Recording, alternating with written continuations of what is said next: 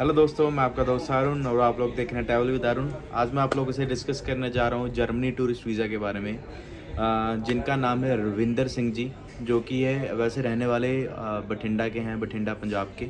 और उनकी जो पोस्टिंग है वो है पटियाला बहादुरगढ़, जो वहाँ पे फोर्ट है, वहाँ पे उनकी ड्यूटी है ना। तो अगर उनकी मैं प्रोफाइल की बात करूँ तो एक्चुअली पुलिस में काम करते हैं। तो पुलिस में काम करने की वजह से जो उनकी एक्चुअल में ड्यूटी है वो बहादुरगढ़ फोर्ट में है। तो उनकी जो पोजीशन है कुछ कई और जगह पे, जैसे बोल दो मतलब कि उनकी जो पोस्टिंग एक्चुअल में जहाँ पे उन्होंने ज्वाइन करा वो बहादुरगढ़ से उनको एनओसी मिलती है, लेकिन एट द मोमेंट उनकी पोस्टिंग कहीं और जगह पे है ना। तो इसलिए इस चीज़ पे थोड़ा सा डिफ़िकल्ट हो जाता है भाई, वीज़ा अफसर को कैसे समझाएंगे, बिकॉज़ जॉब किसी की कहीं और पे है, किसी की कुछ और है ना। तो उस तरीके के लिए मैं आपको बताना चाहूँगा। जैसे मेरे पास बहुत सारे लोग आते हैं, जैसे कि कुछ लोग प्रमोटर होते हैं, जैसे सेल्स एग्जीक्यूटिव होते हैं ना। वीवो कंपनी के प्रमोटर हो गए जो मोबाइल की शॉप पे काम करते हैं, जो मान लो सैमसंग के हो गया ना।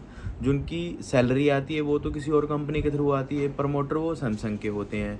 मान लो जो कंपनी के थ्रू सैलरी आती है वो कंपनी है बेंगलोर में, और जॉब वो कर रहे हैं मान लो बठिंडा में या पटियाला में या चंडीगढ़ में, कहीं पे भी जॉब कर रहे हैं ना। सैलरी उनकी बेंगलोर से आ रही है, सैलरी स्लिप के ऊपर बेंगलोर लिखा आएगा। मान लो कल को उन्होंने अपनी एनओसी लेनी है वीज़ा के लिए, उसके ऊपर भी बेंगलोर लिखा आएगा ना। मान लो एम्प्लॉयर का एड्रेस में बेंगलोर लिखा आएगा, बेंगलोर मुंबई कहीं की भी मान लो, मैं आपको जस्ट एक बता रहा हूँ उस चीज़ के लिए, ठीक है। तो वो लिखा आएगा। तो उस चीज़ के लिए आप लोग कैसे कर सकते हो या कैसे अपना वीज़ा ले सकते हो, उस चीज़ को आप कैसे वीज़ा अफसर को अच्छे से एक्सप्लेन कर सकते हो भी आप क्या हो क्या नहीं हो, कैसे आपकी सैलरी आती है कैसे नहीं है। तो इस चीज़ के लिए मैं आपको बताना चाहता हूँ ना। और अगर मैं रविंदर सिंह जी की बात करूँ तो इनकी ट्रैवल हिस्ट्री थी ऑलरेडी, ये यूके ट्रैवल थे और इससे पहले वो स्विट्ज़रलैंड ट्रैवल थे। तो इसके बाद हमने इनका मतलब जो स्विट्ज़रलैंड ट्रैवल थे वो आज से 1.5-2 साल पहले ट्रैवल करा था इन्होंने स्विट्ज़रलैंड। तो उसके बाद इन्होंने ट्रैवल नहीं करा था, छोटी मोटी थाईलैंड वगैरह, मलेशिया वगैरह यहाँ पे ट्रैवल करा था। तो उसके बाद मैंने इनका जर्मनी का टूरिस्ट वीज़ा अप्लाई करा, और जो कि अराउंड 15 से 20 दिन के अंदर अंदर आ गया था।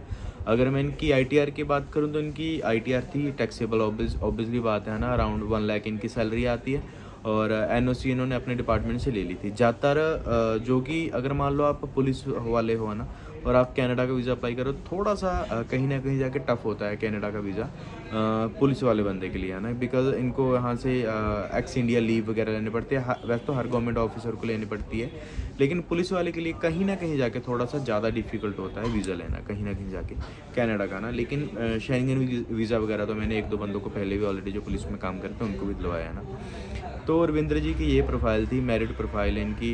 इनके बच्चे हैं और इनकी वाइफ इंडिया में रहते हैं, ठीक है। तो इनका जर्मनी का हमने वीज़ा अप्लाई करा, बड़े आराम से इनका वीज़ा आ गया, कोई इनको इंटरव्यू के लिए कॉल नहीं आई, ठीक है। और इनका अप्रॉक्स 12 से 13 दिन का ट्रायल प्लान दिखाया था, और उतने दिन का इनको हमें जर्मन वालों ने, एम्बेसी वालों ने हमें वीज़ा दिया ना। तो अब बात रही यहाँ पे जो बंदे प्रमोटर हैं या कुछ भी अपना काम कर रहे हैं और कंपनी उनकी और है कि कहाँ से सैलरी आ रही है, वो कंपनी बेंगलोर में है या मुंबई में है या दिल्ली में है ना। और जो उनकी एट द मोमेंट पोजीशन है वो लुधियाना में या बठिंडा में अपनी जॉब कर रहे हैं ना। तो आप लोगों को क्या करना पड़ेगा, जो आपने वीज़ा फॉर्म भरना है, वीज़ा फॉर्म के अंदर तो जहाँ से आपकी सैलरी आ रही है, मान लो एक कंपनी का नाम है सैमसंग मोबाइल जोन, सपोज कर लो मोबाइल सैमसंग मोबाइल जोन उसका नाम है, और उस वो कंपनी रजिस्टर है मुंबई के अंदर, है ना। मुंबई में उसका हेड ऑफिस है। तो आपको सैलरी स्लिप तो ऑब्वियसली बात है मुंबई मोबाइल जोन की, सैमसंग मोबाइल जोन की बन के आएगी। तो उसके अंदर सारा एड्रेस वगैरह मुंबई का लिखा होगा, सैलरी स्लिप सारी वो आएगी। एनओसी भी आपने कल को लेनी तो एनओसी भी आपको वहीं से बन के आएगी, ठीक है। और लेकिन आप जॉब कर रहे हो बठिंडा के अंदर, ठीक है। तो आपको क्या करना पड़ेगा, वीज़ा फॉर्म के अंदर तो आपको जहाँ से आपकी सैलरी आ रही है उनका पूरा एड्रेस, वही बेंगलोर वगैरह सब कुछ जहाँ पे भी उनकी कंपनी है वही सब कुछ डालना पड़ेगा। लेकिन जब आप कवर लेटर बनाओगे तो कवर लेटर के अंदर आपको पहले तो सबसे पहले ये बताना पड़ेगा, भाई मैं ये कंपनी के अंदर मान लो सैमसंग कंपनी के अंदर काम करता हूँ, मेरी इतनी सैलरी आती है, ठीक है। और वही कंपनी ने मुझे साइन करा हुआ है मान लो बठिंडा के अंदर as a sales executive at the, मान लो जो भी जिस दुकान पे आपको उन्होंने भेजा हुआ, लाइक बालाजी टेलीकॉम बोल दो आप, है ना।